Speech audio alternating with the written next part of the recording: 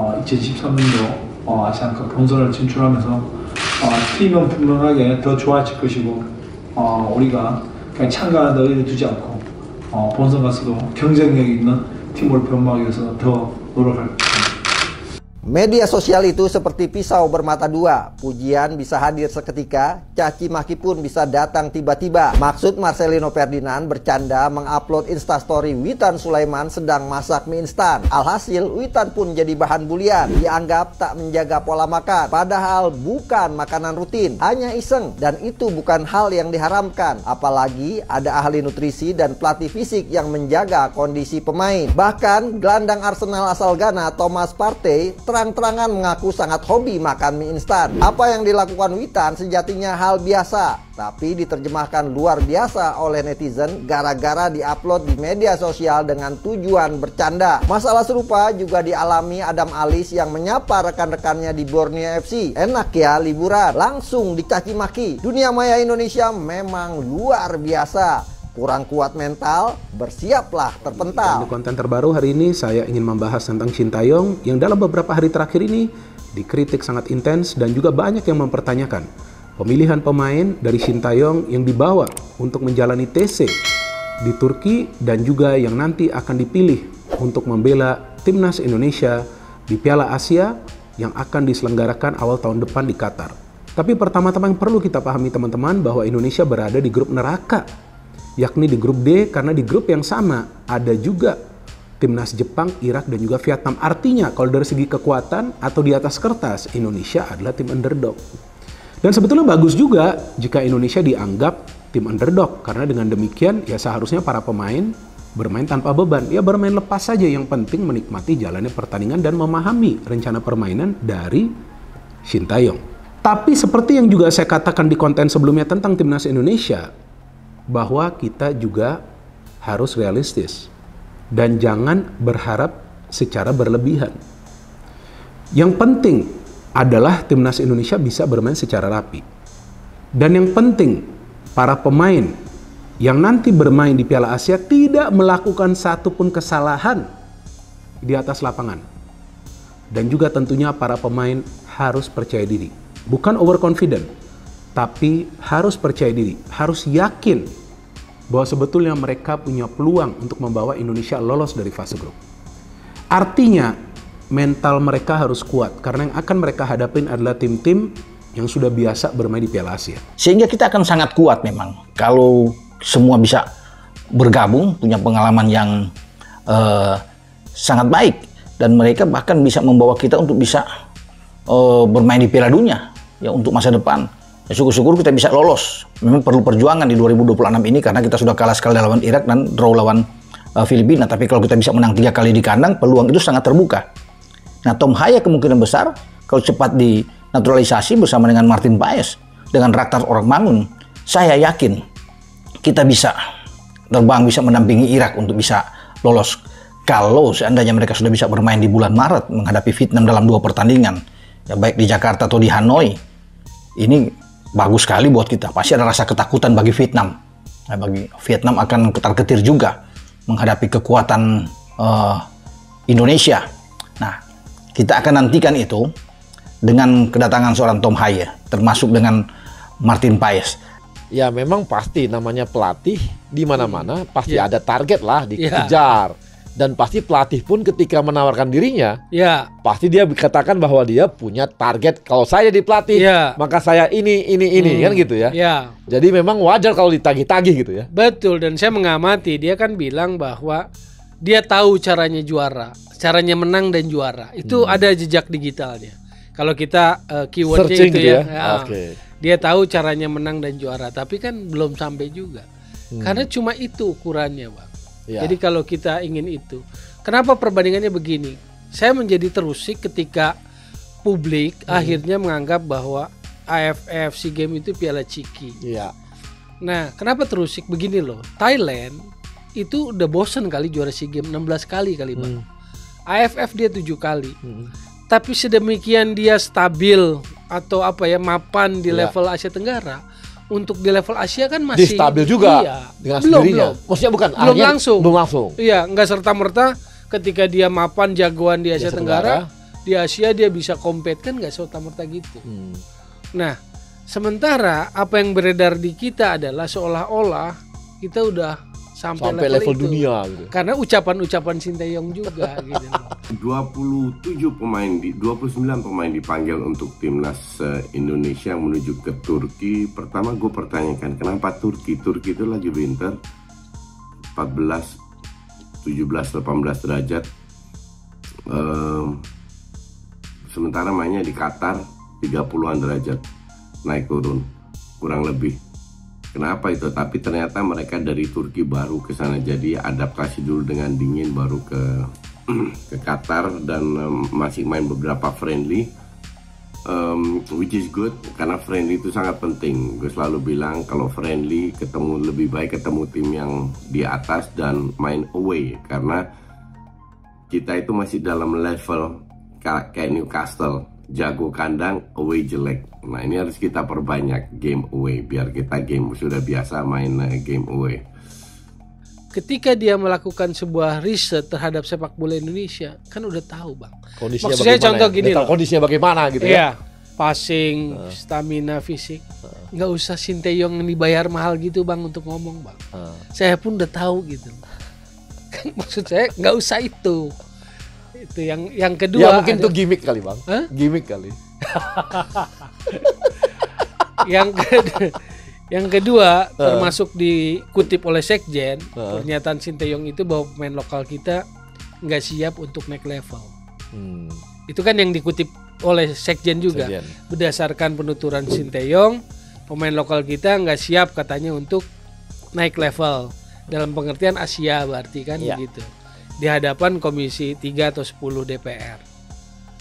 Saya hanya ingat Bang, seumur-umur berkali-kali pelatih tim nasional Indonesia yang asing pun nggak pernah memberikan sebuah perbedaan itu, mendegradasikan pemain lokal itu. Pelatih Sinteyong sudah menegur pemain timnas Indonesia yang diam-diam menyantap mie instan di kamar hotel. Aksi ini viral imbas unggahan Marcelino Ferdinand di akun Instagram pribadinya. Dalam unggahan tersebut, Marcelino Ferdinand membagikan momen Witan Sulaiman tengah memasak mie instan.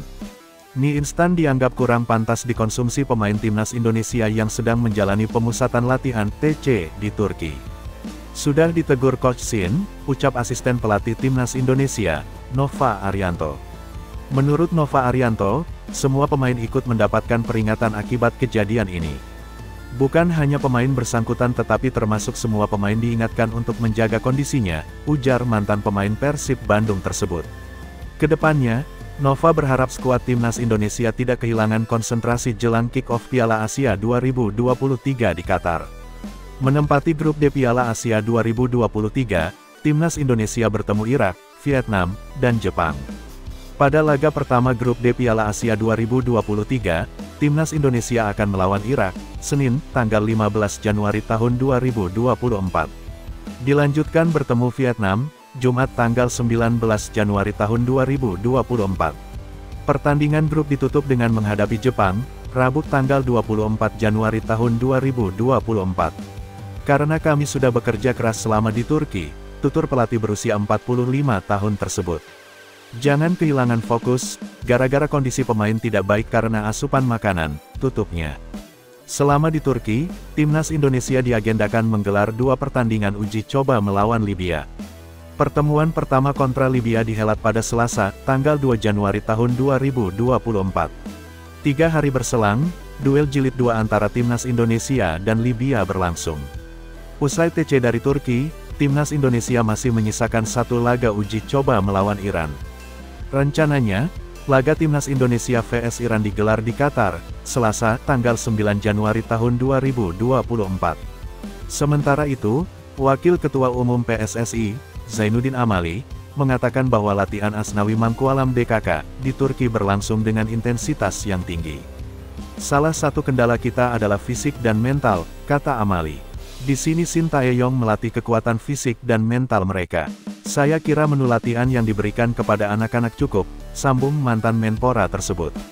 Dari unggahan Marcelino yang sudah tersebar di media sosial terlihat Witan Sulaiman sedang memasak mie. Dia menggunakan panci elektrik untuk memasak dan Marcelino Ferdinand mengunggah foto tersebut di fitur Instagram Story berbayar miliknya. Hal ini langsung memancing komentar netizen terkait ulah dua pemain skuad Garuda tersebut.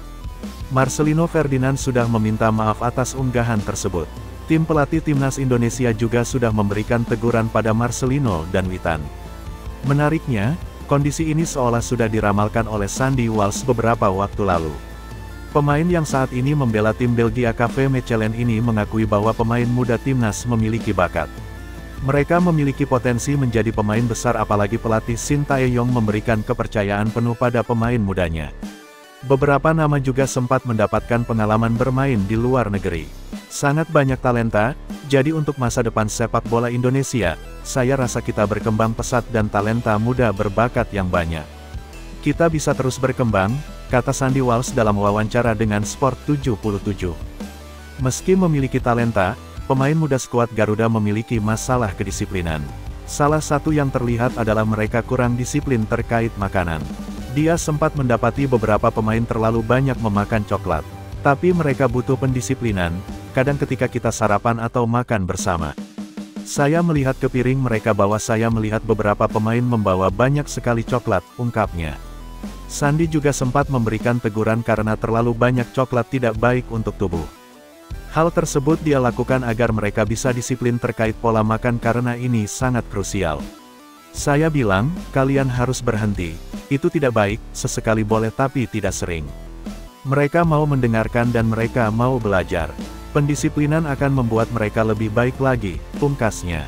Soal fisik tampaknya memang masih menjadi perhatian khusus bagi staf pelatih tim nasional Indonesia di pekan pertama pemusatan latihan TC di Antalya, Turki. Hal tersebut disampaikan oleh pelatih fisik timnas Indonesia, Shin Sang-gyu, di sela latihan di gym tempat timnas Indonesia menginap di Hotel Deluxe Golf Belek, Antalya, Selasa, 26/12. Saat ini stamina mereka sangat kurang, penguatan ini sangat penting.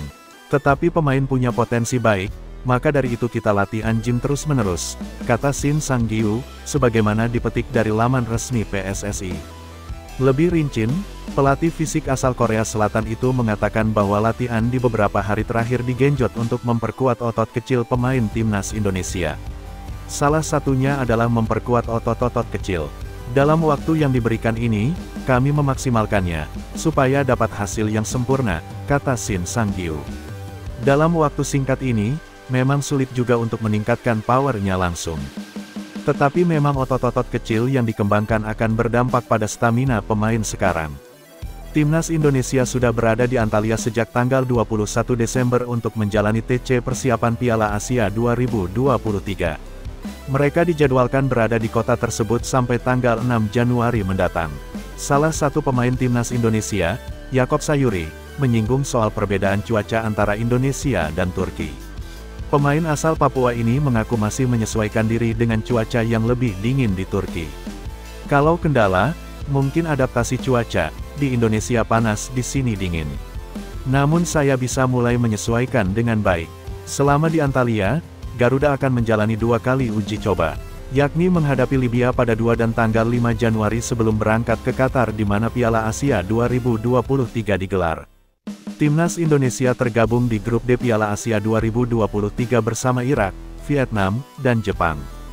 Jadwalnya adalah menghadapi Irak pada tanggal 15 Januari melawan Vietnam pada tanggal 19 Januari dan menghadapi Jepang di tanggal 24 Januari. Pelatih Timnas Indonesia, Shin Tae-yong, memboyong 29 pemain ke Turki dan hanya akan memilih 26 untuk dibawa ke Piala Asia. Targetnya adalah lolos ke babak 16 besar. Skuad Garuda terlihat berlatih dengan penuh semangat meski harus beradaptasi dengan suhu dingin sekitar 16 derajat. Mereka terlihat melakukan pemanasan di lapangan samping Hotel Titanic Deluxe Golf Belek, yang juga merupakan tempat mereka menginap selama di Turki. Namun ternyata kabar mengejutkan datang dari tenaga ahli Kemenpora RI bidang diaspora, Hamdan Hamedan terkait Timnas Indonesia di Turki. Dilansir dari YouTube Gila Bola, Senin tanggal 25 Desember tahun 2023, berikut adalah kabar dari Timnas Indonesia yang bikin melongo para pecinta sepak bola, karena memberi kejutan di Turki. Ia bercerita terkait salah satu calon pemain naturalisasi, yakni Ragnar Oratmangun. Hamdan mengungkapkan jika Orat Mamun memiliki hasrat untuk ikut serta membela timnas Indonesia. Orat Mamun adalah pemain asing yang saat ini proses naturalisasinya sedang berjalan.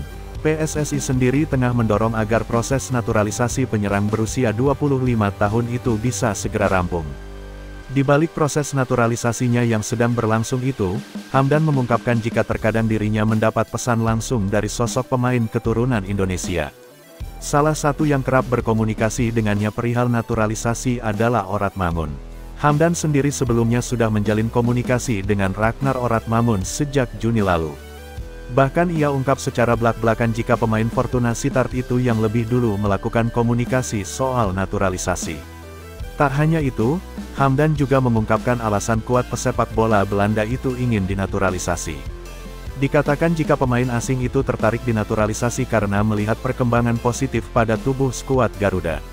Selain Orat Mamun, PSSI juga tengah tertarik untuk menaturalisasi Tom Haye dan Maarten Paes. Meski demikian, belum diketahui pasti kapan pihak PSSI akan merampungkan proses naturalisasi kedua pemain ini. Diketahui bahwa saat ini ada 2 pemain asing yang sedang dalam proses naturalisasi dan tinggal selangkah lagi bisa bergabung bersama timnas Indonesia. Mereka adalah Nathan Chu Aon dan J. Izes yang tinggal menunggu waktu untuk pengambilan sumpah WNI.